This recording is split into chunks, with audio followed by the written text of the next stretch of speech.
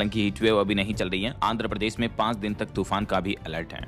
MP में अब दिनों के साथ रातों में भी गर्मी बढ़ने लगेगी। इंदौर, उज्जैन, ग्वालियर यहाँ ज्यादा बढ़ोतरी होगी। 15 तारीख को मध्य प्रदेश में एक नया सिस्टम एक्टिव हो रहा है। मौसम विज्ञान केंद्र की तरफ से ये भी चेतावनी दी गई है। इधर राजस्थान में भी आज कुछ जिलों में बादल छा सकते हैं। दिन में गर्मी बढ़ी, धूप के साथ 3 डिग्री तक चढ़ा पारा। पहाड़ी राज्य उत्तराखंड में देखिए चमोली में बरसे बादल, ऊंचाई वाले इलाकों में बर्फबारी की संभावना है। और हिमाचल प्रदेश में भी स्नोफॉल हो रही है। टूरिस्ट वगैरह झूमते नजर आ रहे, देख सकते हैं आप तस्वीरें। अगले 2 दिन 12-13 अप्रैल को मौसम की स्थितियां क्या रहेगी देख सकते हैं आप। ज्यादातर राज्यों में मौसम साफ रहेगा, बारिश की संभावना नहीं है। लेकिन भारत के मानचित्र में देखिए पूर्वोत्तर भारत के जो कुछ राज्य हैं, इधर अरुणाचल प्रदेश, असम वगैरह, यहाँ बारिश हो सकती है और लॉन्च किया है। ये तीनों प्लेटफॉर्म के नेम्स वगैरह भी आप देख सकते हैं और इनका वर्क क्या होगा, इनका यूज केस क्या होगा, इस बारे में भी डिटेल इन्फॉर्मेशन चेक कर। नोट इसमें गए थे वो देर रात सुबह प्रशांत महासागर में लैंडिंग की है। लगभग 11 लाख किलोमीटर से भी ज्यादा का सफर इन्होंने तय किया इस आर्टेमिस मिशन 2 में। और कुछ बड़े हादसों और दुर्घटनाओं की खबरें देखिए दोस्तों। बिहार में सड़क हादसे में 13 लोगों की मौत हो गई, 32 लोग गंभीर रूप से घायल हो गए। मरने वालों में 5 लोग तो एक ही परिवार के थे। एक बस की पिकअप से टक्कर होती है और इस बड़ी भयंकर सड़क दुर्घटना में 13 लोगों की मौत हो गई। बिहार के कटिहार का यह मामला है। बस पिकअप वैन की भिड़ंत में ये इतनी जाने गई। और अभी एक दिन पहले जो उत्तर प्रदेश के मथुरा में नाव हादसा हुआ था, उसमें भी 9 घंटे बाद यमुना से निकाली गई मोटर बोट। इस हादसे में भी मरने वालों की संख्या बढ़ गई है।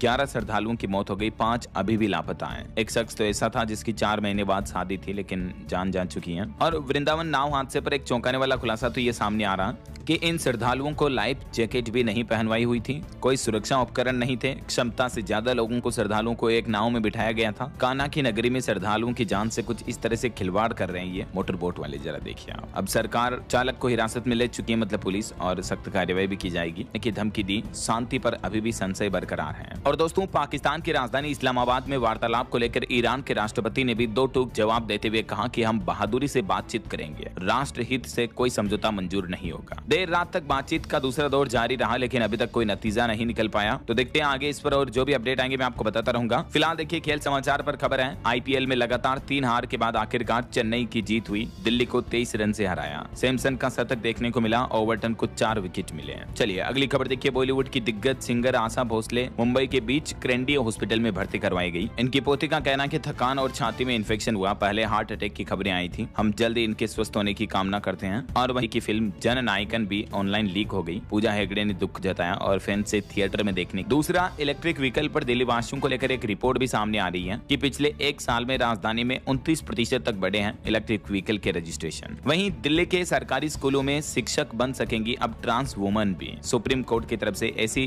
3rd जेंडर वाली मेल फीमेल को भी शिक्षकों के लिए आवेदन की इजाजत दे दी है। ऐसा वहीं देखिए दिल्ली सरकार ने एक और बड़ा फैसला लिया। गिग वर्कर्स के लिए बनेंगे रेस्टिंग सेंटर और 717 परिवारों को फ्लैट भी दिए जाएंगे। मुख्यमंत्री रेखा गुप्ता ने कैबिनेट बैठक में ये कुछ फैसले लिए हैं। चलिए अगली खबर देखिए। भारत भूटान रिश्तों में नई ऊर्जा का माहौल देखने को मिल रहा। पुनाच कांगचू वन परियोजना का काम फिर से शुरू हुआ। केंद्रीय मंत्री मनोहर लाल जो अभी भूटान दौरे पर हैं, इस दरमियान भारत भूटान के बीच ये अहम सहमति बनी। और पश्चिम बंगाल में भी विधानसभा चुनाव से पहले बड़ा प्रशासनिक फेरबदल हुआ। चुनाव आयोग ने 12 शीर्ष अधिकारियों का तबादला कर दिया। चलिए खबर है हिमाचल गौरव पुरस्कार की घोषणा हो चुकी है। 15 अप्रैल राज्य स्तरीय हिमाचल दिवस कार्यक्रम में मिलेगा ये सम्मान। वहीं खबर है झारखंड की राजधानी रांची में 303 करोड़ के टनल ओवर ब्रिज का शिलान्यास किया गया। 17,000 करोड़ रुपए की सड़क परियोजनाओं पर भी जल्द ही काम शुरू होगा। केंद्रीय मंत्री नितिन गडकरी ने वीडियो कॉन्फ्रेंसिंग के माध्यम से ये शिलान्यास किया। और खबर आ रही कि बिहार राज्य के हर गांव में खुलेगी डेयरी सहकारी समिति। महिलाओं को यहां सुधा आउटलेट वगैरह भी मिलेंगे। बिहार सरकार मुख्यमंत्री महिला रोजगार योजना के तहत ये नई पहल करने जा रही है। ऐसा वहीं एक रिपोर्ट सामने आ रही कि भारत में होने वाले कॉमनवेल्थ गेम्स में 17 खेल हो सकते हैं शामिल। अध्यक्ष डोनाल्ड रुकारे ने आयोजन स्थलों का जायजा भी लिया। और खबर है विदेशी निर्भरता खत्म करेगी अब भारतीय नौसेना। अब देश की ही प्राइवेट कंपनियां बनाएगी MiG-29 के फाइटर जेट्स के पुर्जे भी हैं।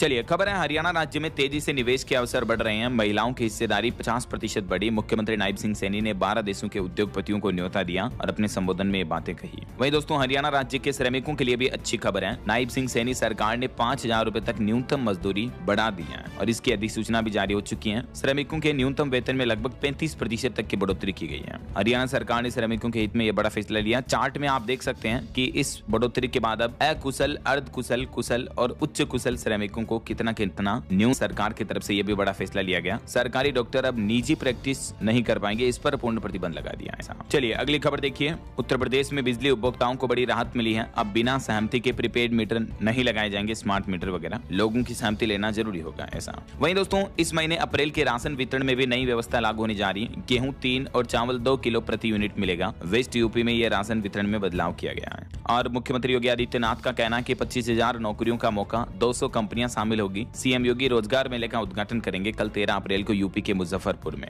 तो जो भी युवा इसमें हिस्सा लेना चाहते हैं, सेवा योजन पोर्टल के माध्यम से